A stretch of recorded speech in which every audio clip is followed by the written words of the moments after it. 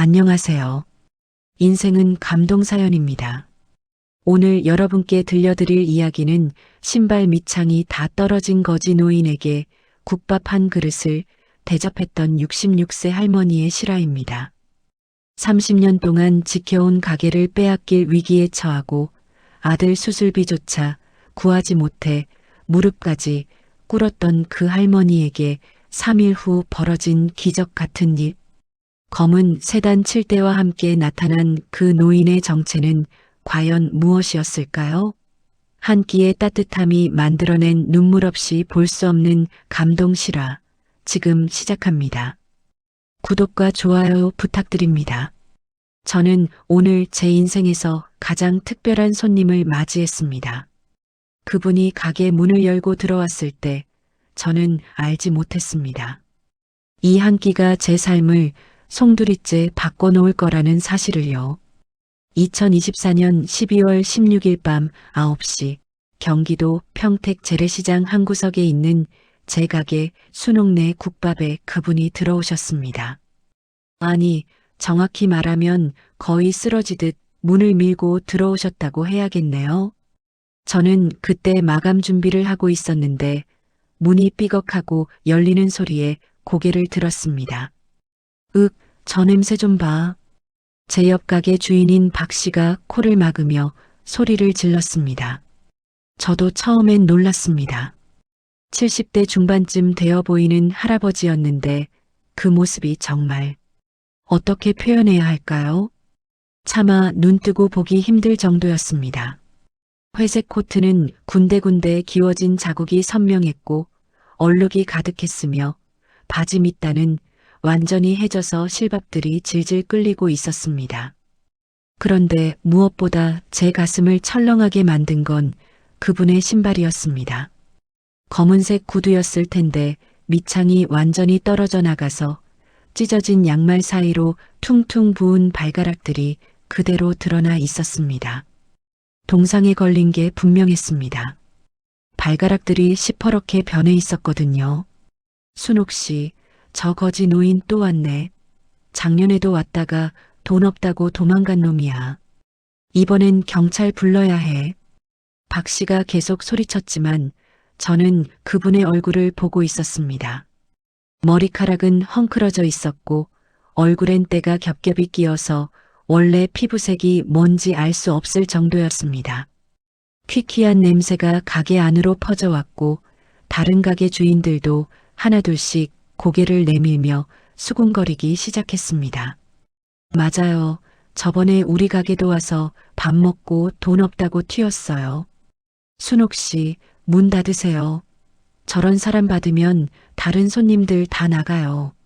상인들의 차가운 목소리가 사방에서 쏟아졌습니다. 그 할아버지는 그 모든 말들을 듣고 계셨을 겁니다. 고개를 더욱더 깊이 숙이시더군요. 떨리는 손, 얼어붙어서 새빨개진 귓불, 굶주림에 움푹 패인 볼. 저는 그분의 눈을 봤습니다. 그 눈빛이 제 가슴을 찔렀습니다. 절망과 외로움으로 가득 차 있었지만 어딘가 포기하지 않으려는, 품위를 잃지 않으려는 몸부림 같은 게 느껴졌거든요. 마치 거울을 보는 것 같았습니다. 30년 전 남편을 잃고 초등학교 3학년짜리 아들을 안고 막막했던 제 모습이 그랬으니까요. 그때 저도 그런 눈빛이었습니다. 세상이 다 등을 돌린 것 같았지만 그래도 무너지지 않으려고 버티던 그 눈빛 말입니다. 어서 오세요, 할아버지. 제가 먼저 말을 걸었습니다. 주변 상인들의 핀잔 같은 건 신경 쓰지 않았습니다. 저는 따뜻한 보리차를 한 잔 따라서 그분 앞에 내밀었습니다. 그분은 얼어붙은 손으로 떨리며 컵을 받아 드셨습니다. 손이 너무 떨려서 컵을 잡는 것도 힘들어 보이셨어요. 한 모금, 두 모금 드시는데 그분의 눈시울이 붉어지더군요. 할아버지, 뭐 드시겠어요? 제가 물었을 때 그분은 주머니를 더듬으셨습니다.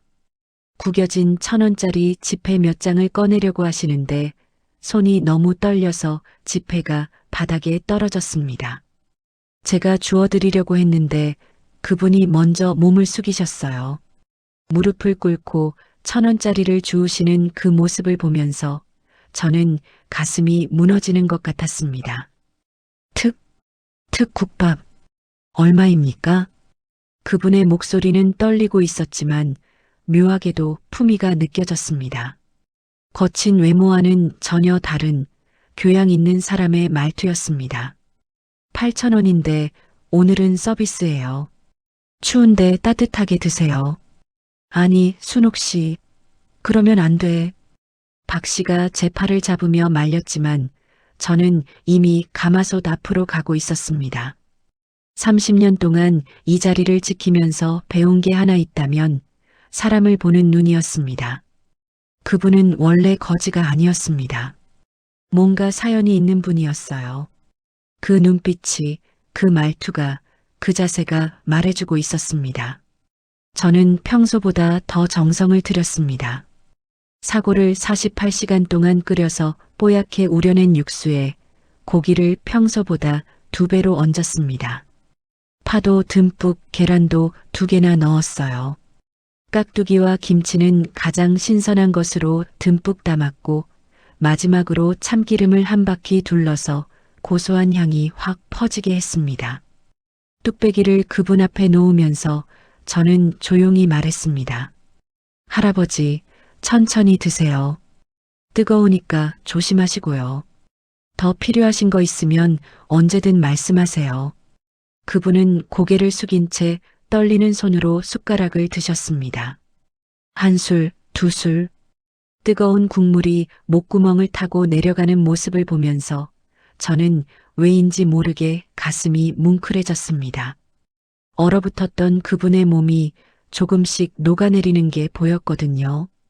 떨리던 손이 조금씩 안정을 찾고 시퍼렇게 질렸던 입술에 약간의 붉은 기운이 돌기 시작했습니다. 그런데 그때였습니다. 그분의 눈에서 눈물이 뚝 하고 떨어지는 게 보였습니다.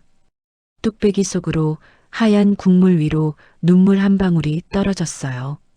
그리고 또 한 방울, 또 한 방울. 그분은 소리 없이 우시고 계셨습니다. 저는 눈치챘지만 모른 척 했습니다. 대신 조용히 다가가서 깍두기를 더 담아드렸습니다. 깍두기 더 드실래요? 우리 김치 맛있어요. 제가 직접 담근 거예요. 그분은 고개를 들지 못한 채 작게 끄덕이셨습니다. 어깨가 미세하게 떨리고 계셨어요. 우시는 걸 들키고 싶지 않으신 것 같았습니다. 15분쯤 지났을까요? 그분이 천천히 숟가락을 내려놓으셨습니다. 뚝배기는 완전히 비어 있었습니다. 국물 한 방울, 깍두기 한 조각, 김치 한 입까지 남김없이 다 드셨어요. 마지막 밥풀 하나까지 깨끗하게 긁어 드신 그 모습을 보면서 저는 이 한 그릇이 얼마나 소중했을지 짐작할 수 있었습니다. 그분이 천천히 고개를 드셨습니다. 눈물 자국이 선명한 얼굴로 저를 바라보시며 떨리는 목소리로 말씀하셨습니다. 고맙습니다. 정말, 정말 고맙습니다. 그 한마디에 담긴 감정이 얼마나 진심이었는지 저는 그 자리에서 가슴이 뜨거워지는 걸 느꼈습니다. 그분은 일어서며 허리를 90도로 깊이 숙이셨어요. 그리고 떨어진 구두를 질질 끌면서 한 걸음 한 걸음 힘겹게 가게 문을 향해 걸어가셨습니다. 문이 닫히자마자 박 씨가 달려들었습니다. 아니, 순옥 씨, 미쳤어? 그렇게 공짜로 주고 어떡해. 요즘 시대에 그런 식으로 장사하면 망한다니까. 그러게 말이에요. 순옥 씨는 너무 착해서 탈이에요. 저런 사람들 한번 받으면 자꾸 온다고요. 다른 상인들도 하나같이 고개를 저으며 한마디씩 했습니다. 저는 빈 뚝배기를 씻으면서 조용히 대답했습니다. 우리도 언제 어떻게 될지 모르는 거 아니요. 저 할아버지도 원래는 괜찮은 분이셨을 거 아니겠소. 인생이란 게 한순간에 바뀌는 거니까요. 배고픈 사람 한 끼 먹이는 게 뭐가 그리 대단한가. 사실 저도 그랬습니다. 30년 전만 해도 저는 남편도 있고 작은 집도 있고 행복한 가정이 있었습니다. 그런데 남편이 교통사고로 세상을 떠나고 초등학교 3학년 아들을 혼자 키우게 되면서 모든 게 한순간에 바뀌었습니다. 보험금 3천만 원으로 이자리를 얻었고 시어머니에게 배운 사골 끓이는 법 하나로 30년을 버텨왔습니다. 에이, 답답해. 그러니까 돈을 못 모으지. 아들 수술비도 못 구하면서 남한테 공짜로 주고. 박 씨가 혀를 차며 돌아갔습니다. 그 말이 제 가슴을 찔렀습니다. 맞는 말이었거든요. 제 아들 준호가 지금 심장병으로 수술이 필요한데 수술비 3천만 원을 구하지 못하고 있습니다. 은행에 대출을 받으러 가도 담보가 없어서 거절당하고 친척들에게 빌려달라고 해도 다들 사정이 어렵다며 고개를 돌렸습니다. 통장 잔고 500만 원. 그게 제가 30년 동안 모은 전부였습니다. 손님들에게 고기를 푸짐하게 담아주느라 정작 저와 아들은 뼈다귀만 우려 먹었습니다. 겨울에도 난방을 제대로 못 틀고 여름에도 선풍기 하나로 버티며 옷 한 벌 새로 사는 것도 사치였습니다. 저는 홀로 남아 설거지를 마치고 가게 문을 잠갔습니다. 집으로 돌아가는 길 진눈깨비가 내리기 시작했습니다. 차가운 바람이 얼굴을 때렸지만 저는 왜인지 모르게 따뜻했습니다. 저 할아버지, 저 추운 날씨에 어디서 주무실까? 잠시 걱정이 들었지만 곧 고개를 저었습니다. 자신도 내일 걱정해야 할 처지인데 남의 걱정까지 할 여유는 없었습니다. 제 아들의 수술비도 마련하지 못한 제가 남을 걱정할 자격이 있을까요? 그날 밤 저는 유난히 깊은 잠에 빠졌습니다. 그리고 꿈을 꾸었습니다. 돌아가신 남편 최서방이 나타나서 환하게 웃으며 말했습니다. 여보, 잘했어. 당신은 정말 좋은 사람이야. 그 마음 잃지 마. 곧 좋은 일 있을 거야. 뭔 소리예요, 당신? 좋은 일이 어딨어요. 준호 수술비도 못 구하고 이제 건물주가 보증금 2억을 요구한다는데. 기다려봐. 진심은 통하는 법이야. 당신이 베푼 그 작은 친절이 반드시 돌아올 거야. 저는 남편의 손을 잡으려 했지만 그는 서서히 사라져갔습니다. 꿈에서 깨어났을 때 제 베개는 눈물로 젖어 있었습니다. 저는 그날 밤 알지 못했습니다. 그 할아버지가 누구인지, 그분이 왜 그런 모습으로 제 가게에 오셨는지, 그리고 그 한 그릇의 국밥이 3일 후 제 인생을 완전히 바꿔놓을 거라는 사실을요. 사골을 48시간 동안 끓이고 고기를 아낌없이 담아주고 진심을 다해 한 사람을 대접한 그 하루가 제 인생 최고의 날이 될 줄은 꿈에도 몰랐습니다. 그날 밤 꿈에서 깨고 나서 저는 평소처럼 새벽 3시 40분에 일어났습니다. 30년 동안 한 번도 빠뜨린 적 없는 일과였습니다. 허리를 펴지 못할 만큼 낡은 침대에서 몸을 일으키는 게 해마다 힘들어지고 있었지만 저는 이를 악물고 일어났습니다. 찬물로 얼굴을 씻었습니다. 보일러를 틀 여유가 없었거든요. 겨울이면 수도꼭지에서 나오는 물이 얼음장처럼 차가웠지만 그 차가움이 잠을 깨우는 데는 효과적이었습니다. 거울 속에 제 얼굴을 봤습니다. 66의 나이가 고스란히 새겨진 얼굴이었습니다. 주름살이 깊게 파여 있었고 머리카락은 반쯤 하얗게 새어 있었습니다. 무릎이 욱신거렸습니다. 30년 동안 하루도 쉬지 않고 서서 일한 대가였습니다. 아침마다 파스를 붙이고 무릎 보호대를 착용했습니다. 그래야 하루를 버틸 수 있었거든요. 새벽 4시 시장으로 향했습니다. 어둠 속에서 제 숨소리만 들렸습니다. 겨울 새벽 공기는 폐를 찌르듯 차가웠지만 저는 익숙했습니다. 시장 가장 구석진 곳, 순옥내 국밥이 저를 기다리고 있었습니다. 가게 문을 열고 들어가면 가장 먼저 하는 일이 가마솥에 불을 지피는 것이었습니다. 사골을 48시간 동안 끓여야 제대로 된 육수가 나왔거든요. 뽀얗게 끓어오르는 국물을 보면 그제야 하루가 시작된다는 느낌이 들었습니다. 30년 전 남편 최서방이 교통사고로 세상을 떠났을 때 저는 초등학교 3학년 아들 준호를 안고 망연자실했습니다. 36의 나이에 홀로 아이를 키워야 한다는 현실이 믿기지 않았습니다. 하지만 어느 날 아침 준호가 제 치맛자락을 잡고 말했습니다. 엄마, 배고파요. 그 한마디가 저를 일으켜 세웠습니다. 그래, 이 아이만큼은 배고프게 할 수 없다. 제가 무너지면 이 아이는 어떻게 되나? 저는 그날 결심했습니다. 남편의 보험금 3천만 원으로 이 자리를 얻었고 시어머니에게 배운 사골 끓이는 법 하나로 버텨왔습니다. 처음엔 손님이 없었습니다. 국밥집이 너무 많았거든요. 하지만 저는 포기하지 않았습니다. 다른 집보다 고기를 더 넣어주고 육수를 더 진하게 끓이고 김치는 직접 담갔습니다. 천천히, 아주 천천히 단골 손님들이 생기기 시작했습니다. 사장님, 요즘 물가 올랐으니까 국밥값 올리셔야죠. 8,000원은 너무 싸요.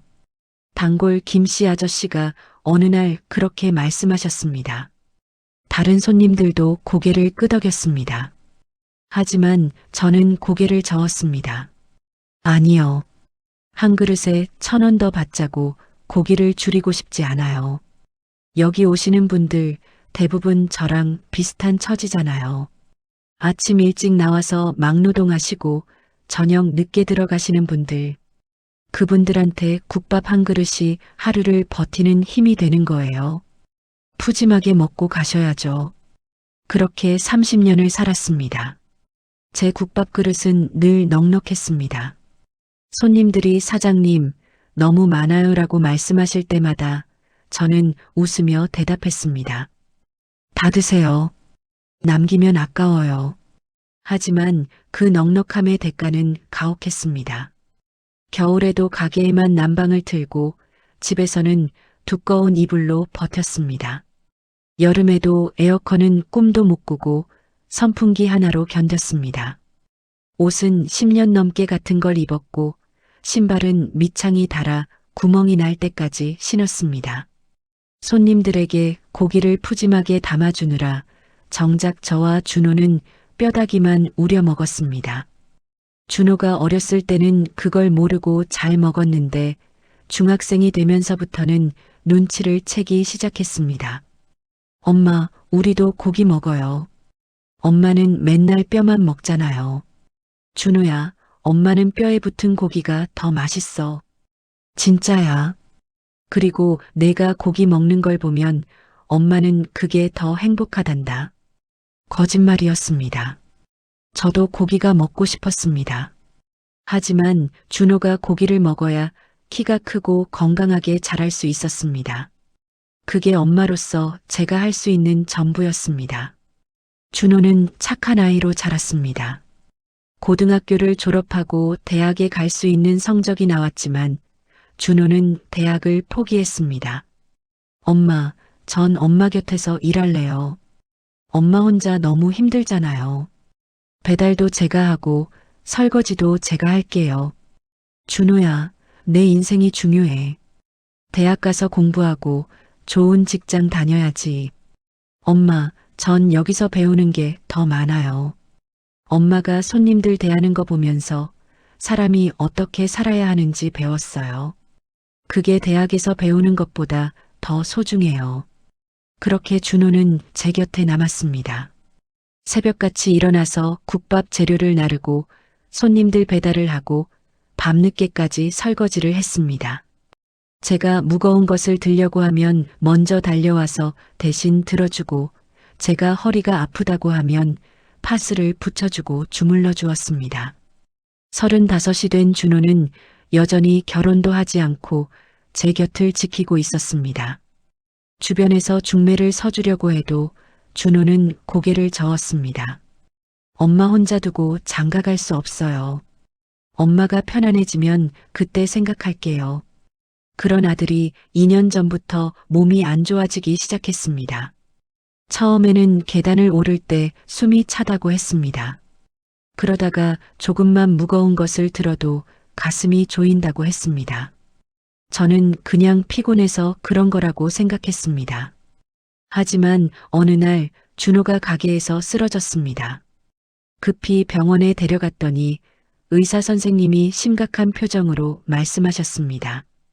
심장 판막에 이상이 있습니다.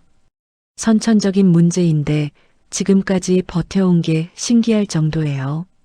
빨리 수술하지 않으면 정말 위험합니다. 제 눈앞이 캄캄해졌습니다. 수술 비용이 얼마나 됩니까? 검사 비용 포함해서 대략 3천만 원 정도 예상됩니다. 빠르면 빠를수록 좋습니다. 3천만 원. 30년 전 남편의 보험금과 똑같은 금액이었습니다.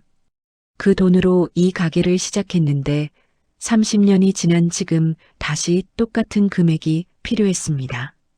하지만 제게는 그런 돈이 없었습니다. 저는 은행을 찾아갔습니다. 대출 상담을 받으러 갔는데 상담사가 제 서류를 보더니 난처한 표정을 지었습니다. 죄송합니다만 담보로 잡을 만한 재산이 없으시면 대출이 어렵습니다. 가게도 임대이시고 집도 월세이시고 제가 30년 동안 성실하게 장사했어요. 한 번도 빚진 적 없고 신용불량 난 적도 없어요. 제발 좀 도와주세요. 저희도 도와드리고 싶지만 규정상 안 됩니다. 보증인을 세우시거나 담보를 잡으셔야 하는데 보증인을 세울 사람도 담보로 잡을 재산도 없었습니다. 저는 그 자리에서 무릎이 꺾이는 걸 느꼈습니다. 친척들에게 전화를 돌렸습니다. 형부, 동서, 사촌들. 하지만 다들 똑같은 대답이었습니다. 순호가 미안해. 우리도 애들 대학 등록금에 전세 대출 갚는데 정말 여유가 없어. 형부, 저 정말 급해요. 준호가 죽을 수도 있어요. 500만 원만이라도 빌려주세요. 야, 500만 원도 우리한테는 큰 돈이야. 정말 미안하다. 나도 도와주고 싶은데. 뚝. 전화가 끊어졌습니다. 다른 친척들도 비슷했습니다.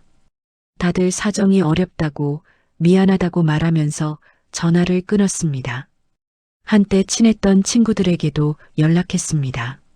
순호가 나도 요즘 가게가 안 돼서 적자야.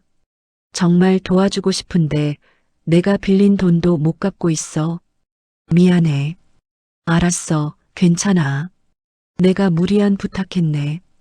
전화를 끊고 나서 저는 한참을 멍하니 앉아 있었습니다. 30년 동안 성실하게 살았습니다. 남을 속이지도 않았고 빚을 지지도 않았고 정직하게 살았습니다. 하지만 정작 제가 도움이 필요할 때 저를 도와줄 사람은 아무도 없었습니다. 밤마다 준호와 마주 앉아 울었습니다. 준호는 창백한 얼굴로 제 손을 잡으며 말했습니다. 엄마, 제 수술은 포기해요. 약으로 버틸 수 있대요. 이 가게가 더 중요해요. 엄마 인생이 여기 다 있잖아요. 아니다, 준호야. 내가 건강해야 엄마가 산다. 가게는 어떻게든 될 거야. 엄마가 방법을 찾을게. 하지만 어떤 방법이 있겠습니까? 통장 잔고는 500만 원이 전부였습니다. 30년 동안 하루도 쉬지 않고 일해서 모은 돈이 고작 500만 원이었습니다. 저는 밤마다 텅 빈 가마솥 앞에 앉아서 기도했습니다. 하느님, 제 목숨 10년 깎아도 좋으니 준호만 살려주세요. 20년 깎아도 좋아요. 제발, 제발 제 아들만은. 눈물이 끓는 육수 속으로 뚝뚝 떨어졌습니다. 가마솥에 뜨거운 김이 제 얼굴을 적셨지만 그것이 눈물인지 김인지 구분이 되지 않았습니다. 그럼에도 저는 매일 아침 가게 문을 열었습니다. 손님들에게는 언제나 똑같이 푸짐하게 국밥을 담아주었습니다. 부자든 가난하든 친절한 손님이든 까칠한 손님이든 모두에게 똑같이 정성을 다했습니다. 사장님, 요즘 표정이 안 좋으신데 무슨 일 있어요? 단골 손님이 물었을 때 저는 웃으며 대답했습니다. 아니에요, 괜찮아요. 오늘 국밥 맛있게 드세요. 제 개인적인 고통을 손님들에게 보일 수는 없었습니다. 사람은 밥심으로 사는 거니까요. 제가 끓인 국밥 한 그릇이 누군가에겐 하루를 버티는 힘이 되는 거니까요. 그게 제가 할 수 있는 전부였고, 그게 제 마지막 자존심이었습니다. 평생 남편 없이 혼자 아들을 키우면서 저는 단 한 가지만 믿고 살았습니다. 성실하게 살면, 정직하게 살면 언젠가는 보상이 온다고 믿었습니다. 하지만 지금 제 앞에 놓인 현실은 그게 아니었습니다. 3천만 원을 구할 길이 없었습니다. 준호의 얼굴은 날마다 창백해졌고 조금만 일해도 숨을 헐떡였습니다. 제가 무거운 것을 들려고 하면 준호가 먼저 와서 대신 들었는데 이제는 그것조차 힘들어했습니다. 어느 날 밤 준호가 쓰러졌습니다. 다행히 크게 다치지는 않았지만 의사 선생님이 엄중하게 경고했습니다. 더 이상 미룰 수 없습니다. 이번 달 안에 수술하지 않으면 정말 위험합니다. 저는 그날 밤 처음으로 생각했습니다. 제가 이 세상에 없으면 어떨까? 제 생명보험금으로 준호 수술을 할 수 있지 않을까? 하지만 곧 고개를 저었습니다. 그러면 준호가 혼자 남는데 그건 더 잔인한 일이었습니다. 저는 매일 밤 하늘을 보며 물었습니다. 제가 뭘 잘못했습니까? 평생 성실하게 살았는데 왜 이렇게 힘들어야 합니까? 대답은 없었습니다. 차가운 겨울 하늘만 저를 내려다보고 있을 뿐이었습니다. 그렇게 절망 속에서 하루하루를 버티고 있을 때 그 할아버지가 오셨습니다. 신발 밑창이 떨어진 채로 거지처럼 초라한 모습으로 저는 그분을 보면서 생각했습니다. 저보다 더 힘든 사람도 있구나. 저는 적어도 가게라도 있고 아들이라도 곁에 있지 않은가. 그래서 그분에게 국밥을 대접했습니다. 제가 할 수 있는 건 그것뿐이었으니까요. 그분이 눈물을 흘리며 국밥을 드시는 모습을 보면서 저도 함께 울고 싶었습니다. 하지만 저는 울지 않았습니다.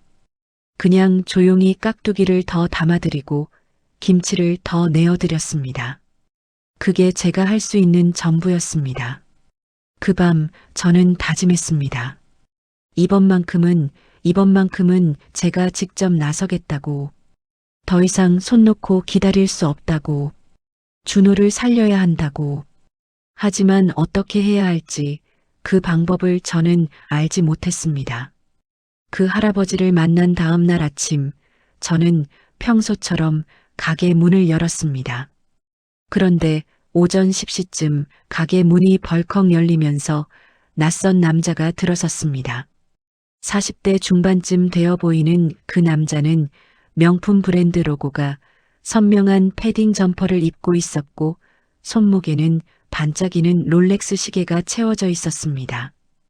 기름진 얼굴에는 거만함이 가득했고 가게 안을 둘러보는 눈빛에는 경멸이 묻어났습니다. 박순옥 씨 맞죠? 제 이름을 부르는 그의 말투에서 저는 본능적으로 좋지 않은 느낌을 받았습니다. 네. 누구신데요? 나 이 건물 새 건물주 최만식이요. 그 순간 제 심장이 철렁 내려앉았습니다. 한 달 전 30년 동안 저를 봐주시던 전 건물주 할머니가 돌아가셨다는 소식을 들었습니다. 그리고 건물이 팔렸다는 이야기도 들었습니다. 하지만 새 건물주가 누구인지 어떤 사람인지는 알지 못했습니다. 아, 건물주님. 처음 뵙겠습니다. 저는 얼른 허리를 숙여 인사했습니다. 최만식은 제 인사를 대충 받으며 가게 안을 천천히 둘러보기 시작했습니다. 낡은 테이블들, 오래된 가마솥, 군데군데 벗겨진 벽지를 보며 코웃음을 쳤습니다. 그래요. 앞으로 잘 지내봅시다. 근데 말이요. 그가 가게를 한 바퀴 둘러보고 나서 제 앞에 섰습니다. 이 건물 재개발 계획이 있소.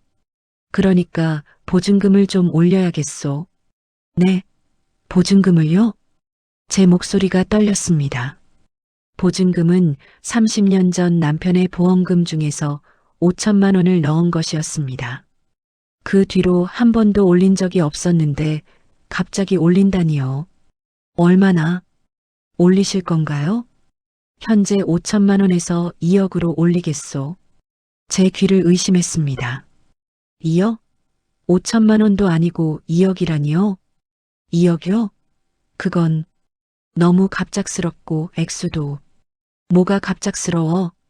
최만식의 목소리가 갑자기 높아졌습니다. 이게 시장 가격이요. 이 근처 땅값이 얼마나 올랐는데. 솔직히 말하면 이런 낡은 국밥집이 내 건물 가치 다 깎아먹는 거 아시오? 내가 양심적으로 2억만 받는 거예요. 다른 데 같으면 3억도 받을 수 있어. 저는 눈앞이 캄캄해졌습니다. 아들 수술비 3천만 원도 구하지 못하는 제가 어떻게 2억을 구할 수 있단 말입니까? 일주일 드릴 테니 2억 구해오시오. 못 구하면 나가야 해요. 법대로 할 테니까. 건물주님, 제발 제 사정 좀 들어주세요. 저는 급히 그의 앞으로 다가갔습니다. 저 여기서 30년 살았어요. 이 가게가 제 인생 전부예요. 돈이 있어야 구하죠. 그리고 제 아들이 지금 심장병으로 수술비도 못 구해서. 그건 내가 알 바 아니오. 최만식이 제 말을 자르며 손을 휘저었습니다. 사정? 나도 사정 있소. 이 땅 비싸게 주고 샀는데 재개발해서 돈 벌어야지.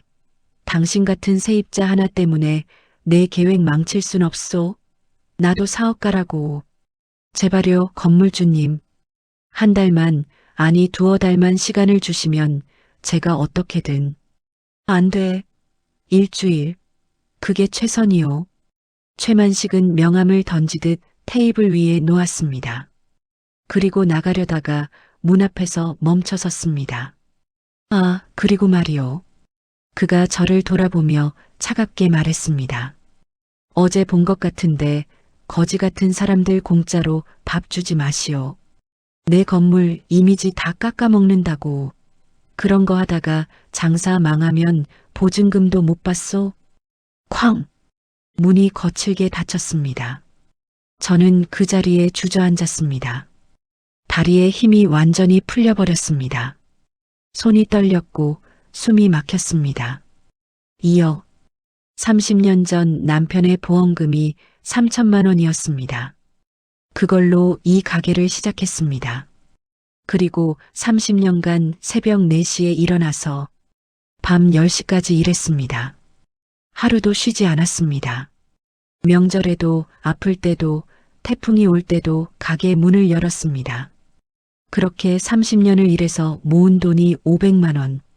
준호 수술비 3천만 원도 못 구하는 제가 어떻게 2억을 구할 수 있단 말입니까? 순옥 씨, 큰일이네. 박 씨가 걱정스러운 얼굴로 다가왔습니다. 최만식 그 인간, 여기저기 건물 사서 세입자들 쫓아내는 걸로 유명해. 돈 없으면 가차없이 내쫓는다고. 법대로 한다고 하면서 정말 법대로 해버린다니까. 그럼 저는 어떡해요? 제 목소리는 떨리고 있었습니다.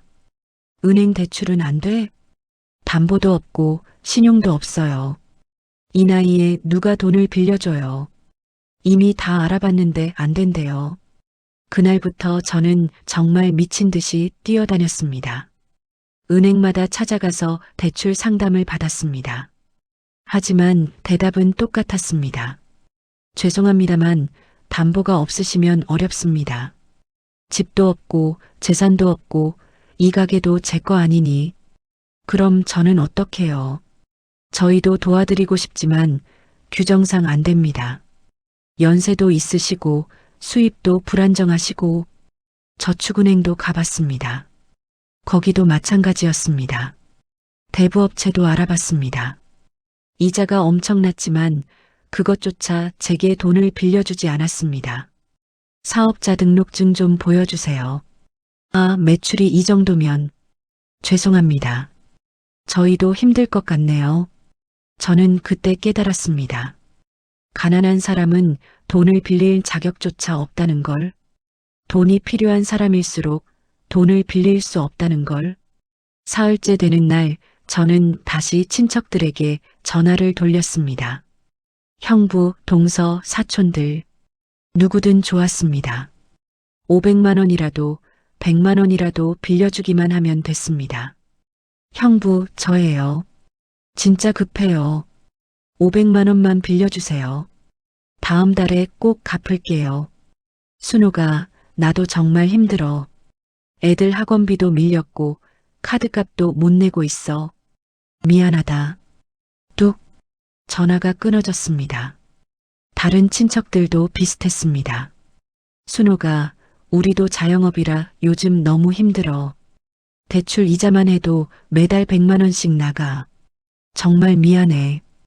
동서, 우리도 애들 대학 등록금에 전세 대출까지.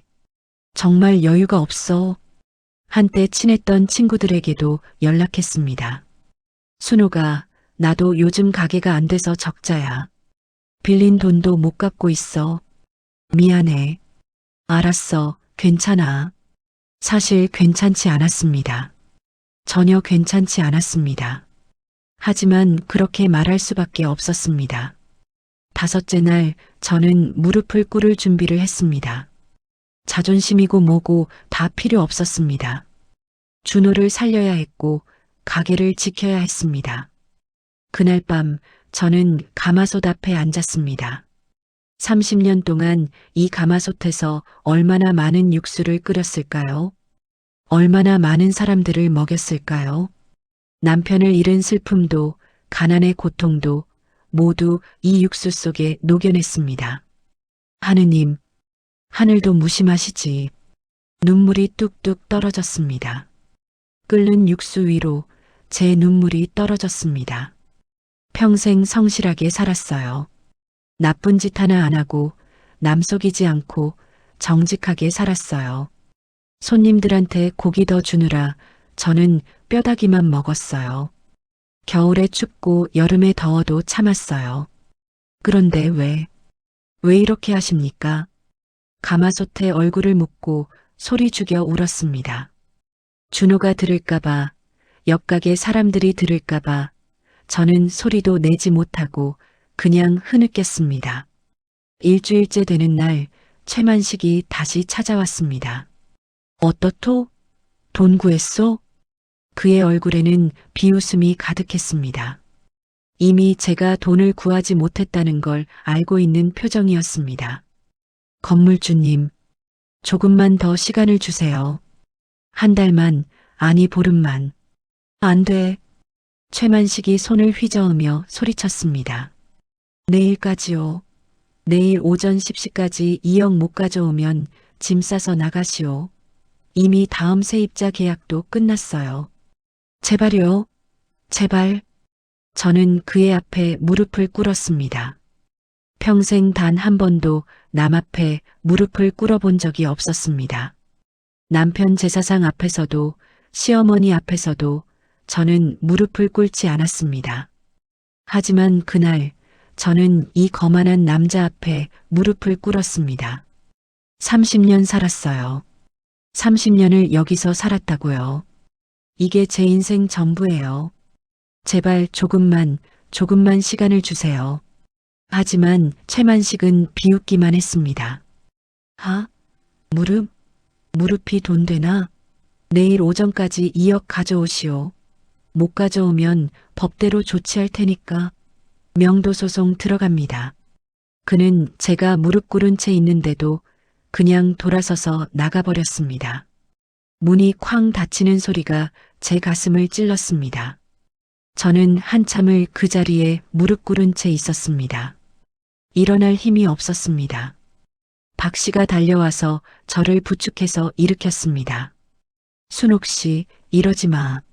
일어나. 박 씨, 저 어떡해요. 글쎄, 나도 모르겠네. 그날 밤 저는 준호와 마주 앉았습니다. 준호의 얼굴은 날마다 창백해졌습니다. 입술은 파랗게 질려 있었고 조금만 움직여도 숨을 헐떡였습니다. 엄마, 제 수술은 포기해요. 약으로 버틸게요. 이 가게가 더 중요해요. 엄마 인생이 여기다 있잖아요. 아니다, 준호야. 저는 준호의 손을 꼭 잡았습니다. 내가 건강해야 엄마가 산다. 가게는 어떻게든 될 거야. 하지만 속으로는 알고 있었습니다. 가게는 이미 끝났다는 걸. 내일 오전 10시가 되면 30년의 제 인생이 끝난다는 걸. 그날 밤 저는 마지막으로 가마솥을 끓였습니다. 마지막이라도 제대로 끓여야지. 눈물로 범벅이 된 얼굴로 저는 평생 해왔던 대로 정성껏 사고를 우려냈습니다. 고기를 삶고 파를 썰고 육수를 맛보았습니다. 준호야, 마지막이니까 우리 둘이서 먹자. 엄마. 준호의 눈에도 눈물이 가득했습니다. 괜찮아. 엄마는 괜찮아. 우리 다시 시작하면 되지, 뭐. 엄마가 건강하고 내가 건강하면 어디서든 다시 시작할 수 있어. 하지만 말과 달리 제 눈에서는 눈물이 멈추지 않았습니다. 국밥을 떠먹으면서도 계속 눈물이 흘러내렸습니다. 30년의 세월이, 30년의 땀이, 30년의 고생이 이렇게 하루아침에 끝나는 걸까요? 그 국밥을 먹으면서 저는 생각했습니다. 제가 뭘 잘못했나? 손님들에게 너무 잘해준 게 잘못인가? 고기를 너무 많이 담아준 게 잘못인가? 공짜로 밥을 준 게 잘못인가? 하지만 아니었습니다. 저는 후회하지 않았습니다. 그게 제 방식이었으니까요. 사람은 밥심으로 사는 거니까요. 제가 끓인 국밥 한 그릇이 누군가에겐 하루를 버티는 힘이 되는 거니까요. 그날 밤 저는 결심했습니다. 내일 최만식이 오면 마지막으로 한 번 더 무릎을 꿇겠다고. 자존심 같은 건 다 버리겠다고. 준호만 살릴 수 있다면, 가게만 지킬 수 있다면 뭐든 하겠다고. 하지만 속으로는 알고 있었습니다. 그래봤자 소용없다는 걸. 최만식 같은 사람은 제 무릎에도 제 눈물에도 마음이 움직이지 않는다는 걸. 새벽 3시 40분 저는 마지막으로 일어났습니다. 어쩌면 이 가게에서 보내는 마지막 새벽일지도 몰랐습니다.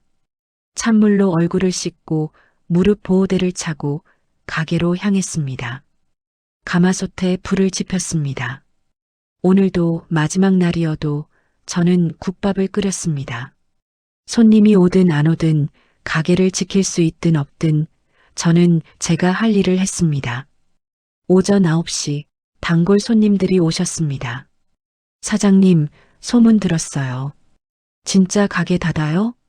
그런 것 같네요. 에이, 어떡해요. 우리 어디 가서 이런 국밥 먹어요. 저는 눈물을 참으며 국밥을 담았습니다. 마지막이니까 평소보다 더 푸짐하게 담았습니다. 고기도 더 얹고 파도 더 넣고 계란도 2개씩 넣어드렸습니다. 사장님, 너무 많이 주시네요. 다 드세요. 오늘이 마지막일 수도 있으니까요. 오전 10시가 가까워졌습니다. 저는 짐을 싸기 시작했습니다. 30년 동안 쓰던 뚝배기들, 낡은 국자들, 때 묻은 앞치마. 하나하나가 제 인생이었습니다. 최만식이 곧 올 겁니다. 그리고 저를 내쫓을 겁니다. 30년의 제 인생이 오늘 이 순간 끝날 겁니다. 하지만 바로 그때였습니다. 시장 입구에서 웅성거리는 소리가 들려왔습니다. 저게 뭐야? 차다, 차. 세단이 몇 대야? 저는 고개를 들었습니다. 그리고 믿을 수 없는 광경을 봤습니다. 검은색 고급 세단 7대가 좁은 시장 골목으로 들어오고 있었습니다. 저는 멍하니 그 광경을 바라봤습니다. 제네시스 G90 2대, 벤츠 S클래스 2대, BMW 7 시리즈 2대, 그리고 맨 앞에 롤스로이스 1대. 평생 이 시장에서 본 적 없는 차들이었습니다. 아니, 제 인생에서 저런 차를 가까이서 본 적이 있었던가요? 뭐야, 저게 대통령이라도 오나? 재벌인가? 무슨 일이야? 상인들이 모두 가게 밖으로 나왔습니다. 손님들도 국밥을 먹다 말고 일어났습니다. 최만식도 뭔 일인가 싶어 달려왔습니다. 그의 얼굴에는 짜증이 가득했습니다. 차들이 천천히 정확하게 순옥내 국밥 앞에 일렬로 섰습니다. 골목이 차로 완전히 막혔습니다. 저는 왜인지 모르게 가슴이 두근거렸습니다. 맨 앞 롤스로이스의 운전석 문이 열렸습니다. 검은색 정장을 입은 수행원이 내렸습니다. 그리고 공손히 뒷문을 열었습니다. 그 안에서 한 노인이 천천히 내리셨습니다. 제 심장이 멎는 것 같았습니다. 저분은 사흘 전 바닥 뚫린 구두를 질질 끌며 들어오셨던 그 할아버지였습니다. 하지만 완전히 다른 모습이었습니다. 고급스러운 캐시미어 코트를 입으셨고 반짝이는 수제 구두를 신으셨고 은발은 깔끔하게 정돈되어 있었습니다. 자세도 표정도 모든 것이 달랐습니다. 주변 차에서도 정장을 입은 사람들이 10명 넘게 내렸습니다. 모두 고개를 숙이며 그 노인을 호위했습니다. 저 사람이 누구야? 대체 뭔 일이야? 상인들이 수군거렸습니다. 그 노인은 천천히 품위 있게 제 가게로 걸어오셨습니다. 저는 그저 멍하니 그분을 바라보고만 있었습니다. 사장님, 그분의 목소리는 따뜻했습니다. 사흘 전 그날처럼. 기억하십니까? 사흘 전 여기서 국밥 한 그릇 얻어먹었던 사람입니다. 네, 할아버지. 근데 어떻게... 제 목소리가 떨렸습니다. 수행원 중 한 명이 앞으로 나서며 또랑또랑한 목소리로 말했습니다. 소개하겠습니다. 이분은 태평건설그룹 명예회장이시자 대한민국 건설업계에 살아있는 전설이신 강태평 회장님이십니다. 순간 시장 전체가 조용해졌습니다. 태평건설? 저도 뉴스에서 들어본 이름이었습니다. 전국 3대 건설사. 작년 매출이 10조 원을 넘겼다던 그 태평건설. 저 할아버지가. 재벌. 박 씨가 입을 벌린 채 중얼거렸습니다. 저는 최만식을 봤습니다. 그의 얼굴이 새하얗게 변해 있었습니다. 강태평 회장은 저를 향해 깊이 고개를 숙이셨습니다.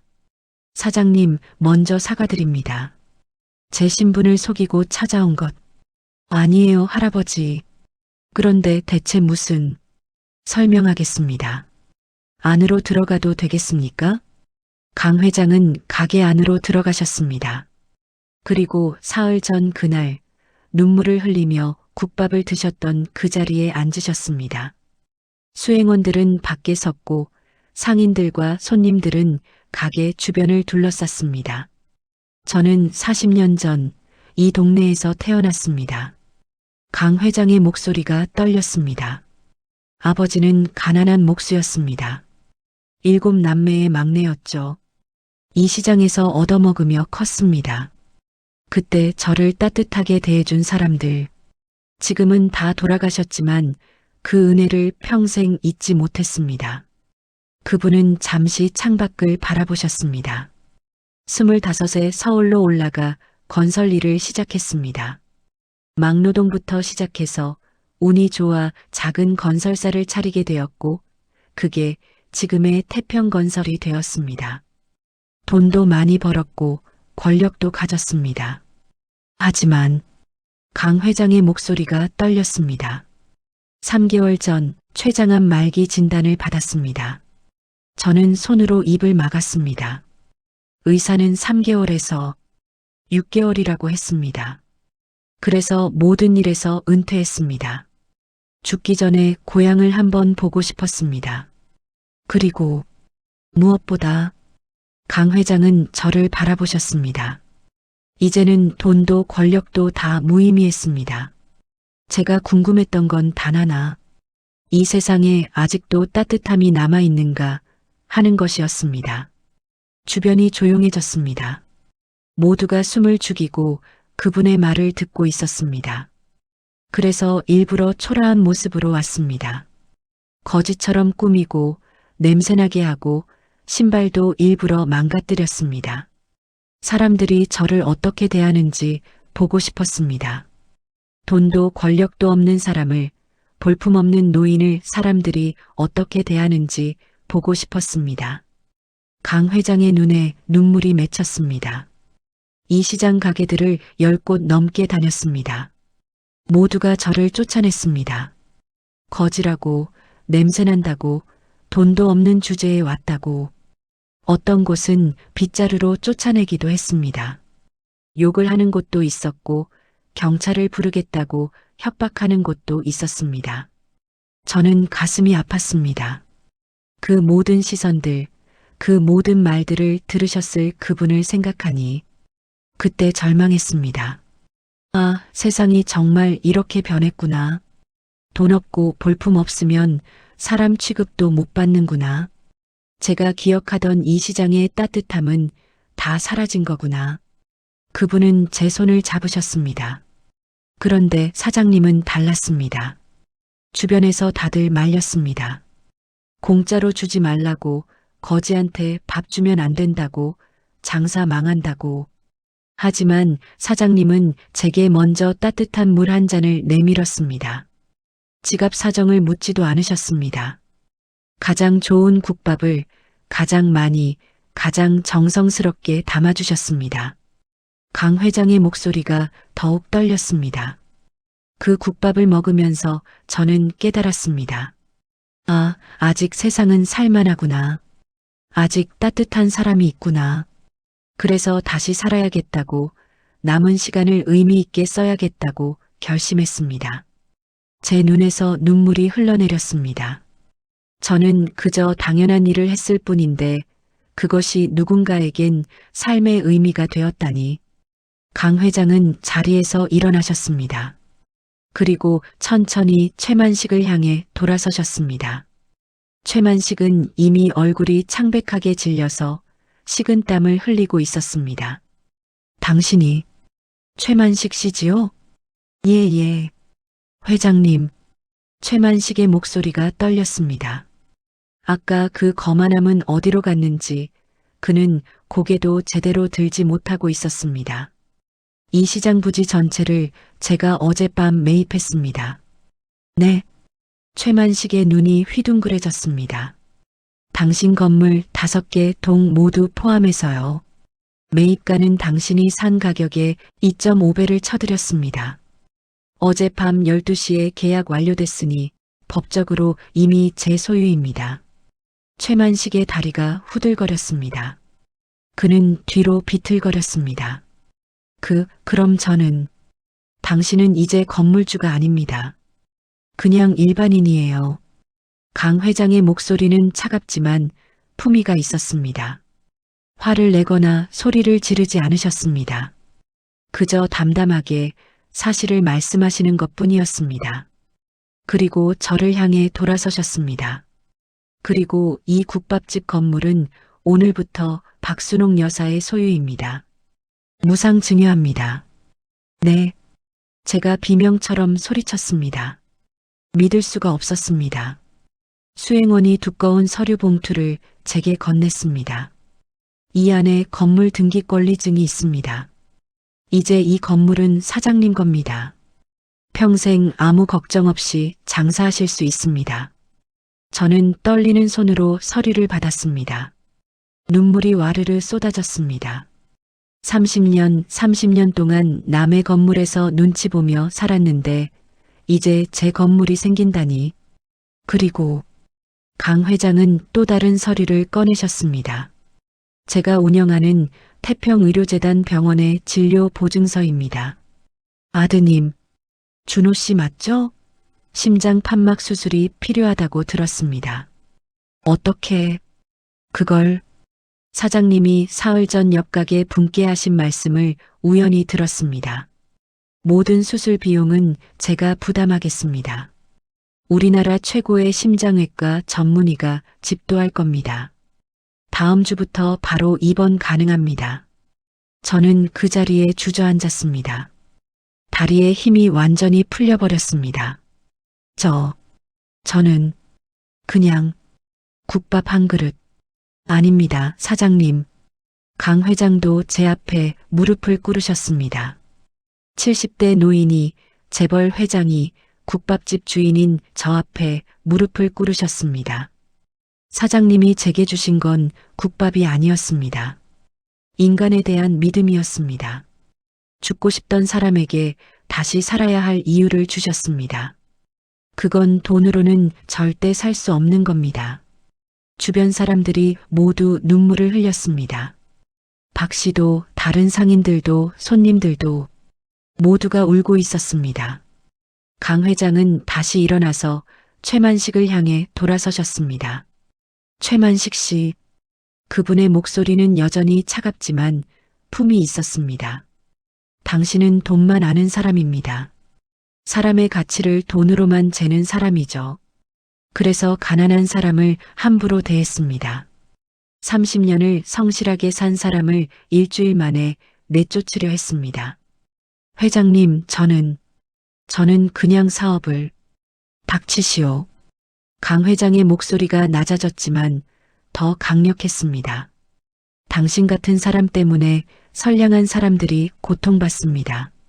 당신은 법적으로 잘못한 게 없을지 모르지만 인간적으로는 최악입니다. 법을 무기로 약자를 짓밟는 사람입니다. 최만식은 얼굴이 사색이 되어 뒷걸음질 쳤습니다. 앞으로 이 시장에서 장사하는 모든 분들의 임대료는 현재 수준으로 10년간 동결하겠습니다. 시장의 환호성이 터져 나왔습니다. 그리고 재개발은 하지 않겠습니다. 이 시장의 따뜻함을 지키고 싶습니다. 돈보다 더 중요한 게 있다는 걸 이곳에서 지키고 싶습니다.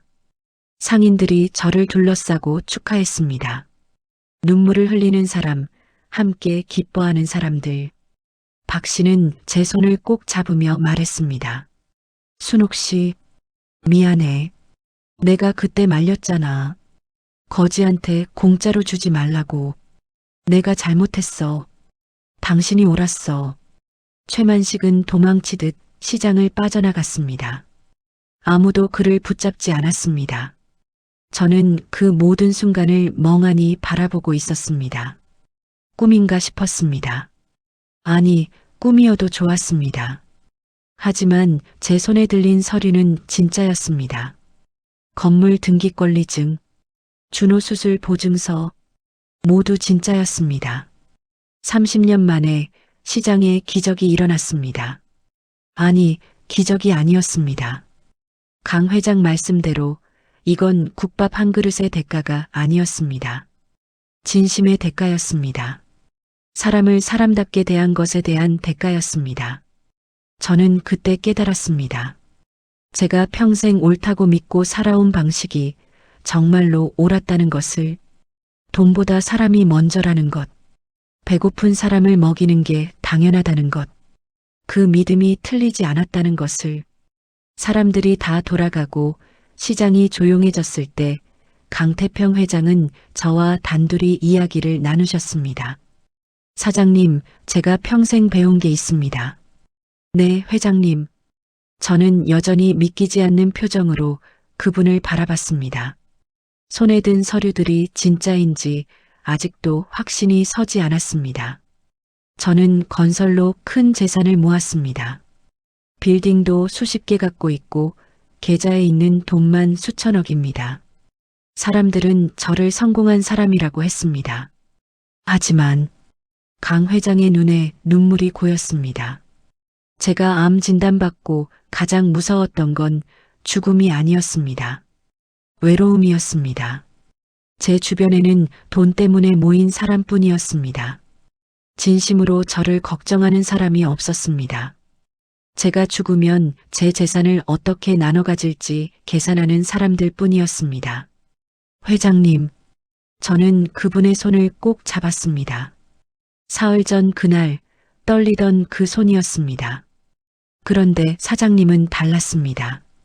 제가 누군지도 모르면서, 아니 오히려 제가 아무것도 없는 거지라고 생각하면서도 진심으로 대해주셨습니다. 돈도 바라지 않으셨고 무엇도 바라지 않으셨습니다. 그저 사람을 사람답게 대해주셨습니다. 강 회장은 제 손을 꼭 잡으셨습니다. 그때 깨달았습니다. 진짜 부자가 누군지를요. 가진 게 없어도 나눌 줄 아는 사람, 그 사람이 진짜 부자입니다. 사장님이 바로 그런 분입니다. 저는 눈물을 닦으며 고개를 저었습니다. 회장님, 저는 특별한 거 안 했어요.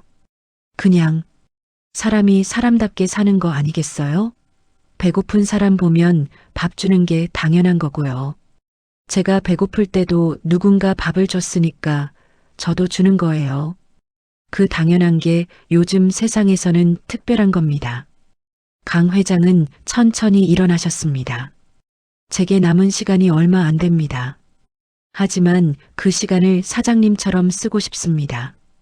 돈으로 사람을 차별하지 않고 진심으로 사람을 대하며 살고 싶습니다. 그게 제가 이 세상에 남길 수 있는 마지막 의미일 것 같습니다. 회장님, 치료 잘 받으시면 괜찮아지실 거예요. 희망을 버리시면 안 돼요. 고맙습니다. 사장님 덕분에 희망이 생겼습니다. 다시 살아야 할 이유가 생겼습니다. 강 회장은 마지막으로 깊이 인사하고 차에 오르셨습니다. 7대의 검은 세단이 천천히 시장을 빠져나갔습니다.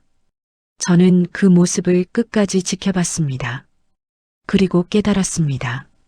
평생 제가 끓여온 국밥 한 그릇 한 그릇이 헛되지 않았다는 것을, 진심으로 베푼 작은 친절은 결코 사라지지 않는다는 것을, 그것은 언젠가 반드시 인생의 가장 추운 날에 저를 지켜주는 따뜻한 외투가 되어 돌아온다는 것을.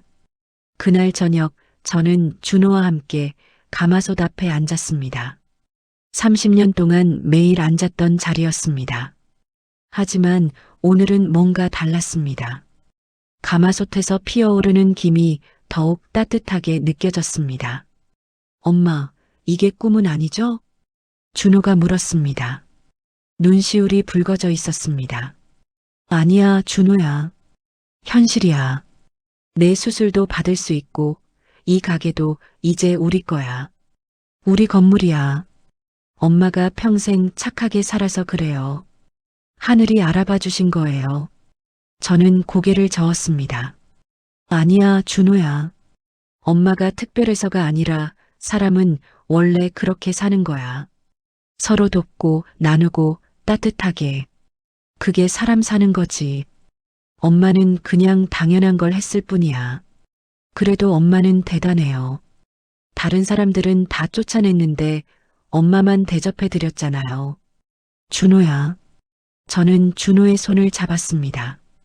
그분들도 나쁜 사람들이 아니야. 다들 자기 사정이 있어서 그런 거지. 먹고 살기 힘들어서 여유가 없어서 그런 거야. 우리도 여유 있었으면 더 많이 나눴겠지만 없어서 못 해준 게 많잖아. 저는 가마솥에 불을 지폈습니다. 언제나처럼 사골을 넣고 물을 붓고 천천히 끓이기 시작했습니다. 자, 이제 다시 시작이다. 내일부터 더 좋은 국밥 끓여야지. 엄마, 이제 건물도 우리 거고 수술비도 해결됐는데 좀 쉬면서 하세요. 엄마 평생 쉬지도 않고 일하셨잖아요.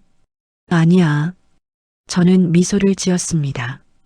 이제 더 열심히 해야지. 왜냐하면 이제는 나도 나눌 수 있으니까. 예전에는 여유가 없어서 공짜로 못 줬는데 이제는 매일 공짜 국밥 몇 그릇씩 나눠줄 수 있잖아. 강 회장님이 주신 건 돈이 아니야. 기회야. 나눌 수 있는 기회. 준호는 눈시울이 붉어졌습니다. 엄마, 정말 대단하세요. 한 달 후, 준호는 성공적으로 심장 수술을 받았습니다. 우리나라 최고의 의료진이 집도했고, 회복도 순조로웠습니다. 수술 후 처음으로 가게에 나왔을 때, 준호는 계단을 오르면서도 숨이 차지 않았습니다. 엄마, 이제 진짜 괜찮아요. 숨도 안 차고 가슴도 안 아파요. 제가 이렇게 편하게 숨 쉬는 게 얼마만인지 모르겠어요. 그래, 우리 아들. 이제 건강하게 오래오래 살자. 결혼도 하고 손주도 보여주고. 저는 강태평 회장이 선물하신 건물 입구에 작은 명패를 달았습니다. 순옥내 국밥 마이너스 이곳은 모든 이에게 열린 따뜻한 공간입니다. 그리고 매일 오전 11시부터 12시까지 1시간 동안은 무료 급식을 시작했습니다. 노숙자, 독거노인, 가난한 학생들, 누구든 배고픈 사람은 와서 무료로 국밥을 먹을 수 있었습니다. 사장님, 이렇게까지 하실 필요 있어요? 이제 여유 생기셨으니 좀 쉬세요. 박 씨가 걱정스럽게 물었습니다. 있지. 나도 받았으니까 나눠야지. 그게 순리 아니겠소? 강 회장님이 저한테 주신 게 뭐겠소? 돈? 건물? 아니요. 기회를 주신 거요. 나도 누군가에게 따뜻함을 나눌 수 있는 기회. 그렇게 저의 국밥집은 시장의 명물이 되었습니다. 무료 급식 시간이 되면 줄이 길게 늘어섰습니다. 저는 그분들 한 분 한 분께 정성껏 국밥을 담아드렸습니다. 30년 동안 해왔던 것처럼. 그리고 6개월 후 강태평 회장이 다시 찾아오셨습니다. 이번에는 혼자 수행원 없이 오셨습니다. 회장님, 건강하세요? 저는 반가워서 달려나갔습니다. 네, 사장님. 믿기지 않지만 암이 많이 좋아졌대요. 의사들도 기적이라고 해요. 완치는 아니지만 많이 회복됐답니다. 세상에, 정말요? 정말 다행이에요. 네, 아마도 다시 살아야 할 이유가 생겨서 그런가 봅니다. 사장님 덕분이에요. 강 회장은 사흘 전 그날 앉으셨던 자리에 다시 앉으셨습니다. 그리고 국밥 한 그릇을 주문하셨습니다. 저는 30년 동안 해왔던 것처럼 정성껏 국밥을 담아드렸습니다. 강 회장은 천천히 감사하며 국밥을 드셨습니다. 그날처럼 사장님, 제가 요즘 전국을 다니며 무료급식소를 만들고 있습니다. 사장님처럼요. 정말요? 네. 가진 게 많으니까 나눠야죠. 사장님이 가르쳐 주셨잖아요. 그게 사람 사는 거라고. 저도 이제 사람답게 살고 싶습니다. 남은 시간 동안 저희는 마주보며 미소 지었습니다. 국밥 한 그릇이 바꾼 두 사람의 인생. 그리고 그 두 사람이 바꾸기 시작한 세상. 뜨거운 가마솥에서 뽀얗게 피어오르는 김을 보면서 저는 생각했습니다. 제가 30년 동안 지켜온 그 마음 가진 게 없어도 나누는 그 따뜻함이 이제는 더 많은 사람들에게 퍼져나가고 있다는 것을. 작은 친절 하나가 세상을 바꿀 수 있습니다. 진심은 반드시 통합니다. 그것을 저와 강 회장님은 온몸으로 증명했습니다. 이것은 복수의 이야기가 아니었습니다. 품위의 이야기였습니다. 사람이 사람답게 사는 것이 무엇인지, 진정한 부자가 누구인지 보여주는 이야기였습니다. 저는 끝까지 제 방식을 지켰습니다. 무릎을 꿇었지만 존엄을 잃지 않았습니다. 절망했지만 사람됨을 버리지 않았습니다. 그리고 그 품이 있는 기다림은 기적이 되어 돌아왔습니다. 지금도 저는 매일 새벽 4시에 일어납니다. 가마솥에 불을 지피고 사골을 끓입니다. 30년 전 그날처럼. 하지만 이제는 다릅니다. 이제는 더 많은 사람들과 나눌 수 있습니다. 배고픈 사람이 오면 저는 묻지 않습니다.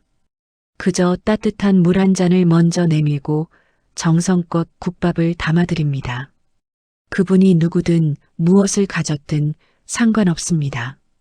사람은 밥심으로 삽니다. 제가 끓인 국밥 한 그릇이 누군가에겐 하루를 버티는 힘이 됩니다. 그게 제가 할 수 있는 전부이고 그게 제 자존심입니다. 그리고 그것이 사람답게 사는 거라고 저는 믿습니다. 뜨거운 가마솥에서 뽀얗게 피어오르는 김 속에 희망이 보입니다. 오늘도 저는 국밥을 끓입니다. 내일도 끓일 겁니다. 제가 이 세상에 있는 한 계속 끓일 겁니다. 그것이 제가 이 세상에 남길 수 있는 것이니까요. 여러분, 오늘 영상 어떠셨나요? 작은 친절 하나가 세상을 바꿀 수 있다는 것, 진심은 반드시 통한다는 것을 다시 한번 느끼셨길 바랍니다. 다음에도 더 좋은 감동 사연으로 찾아뵙겠습니다. 구독과 좋아요, 알림 설정 부탁드립니다. 감사합니다.